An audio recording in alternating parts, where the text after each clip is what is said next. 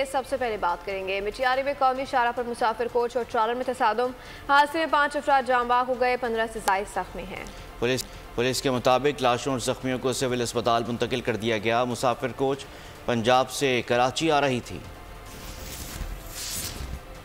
अफसोसनाक खबर है, मटियारी में कौमी शाहराह पर मुसाफिर कोच और ट्रॉलर में ये तसादुम हुआ है। मजीद क्या तफसीलात हैं जानते हैं हमारे नुमाइंदे इरफान हराई हमारे साथ मौजूद हैं। इरफान बताइएगा मजीद क्या अपडेट्स हैं आपके पास?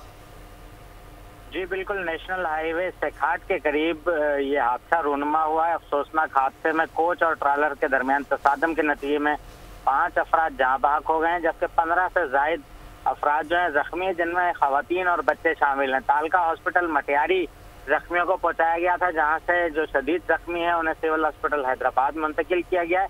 और इस हवाले से चंद जो जख्मी है उनकी हालत तशवीशनाक है। ताहम ये हादसा जो है नेशनल हाईवे पर ये मुसलसल हो रहे हैं, जिसकी वजह से इंसानी जानें ज़ाया हो रही हैं।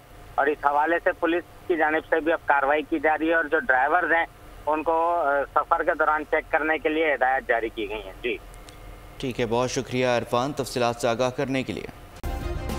सब्सक्राइब करें और बेल दबाएं ताकि कोई खबर रह न जाए।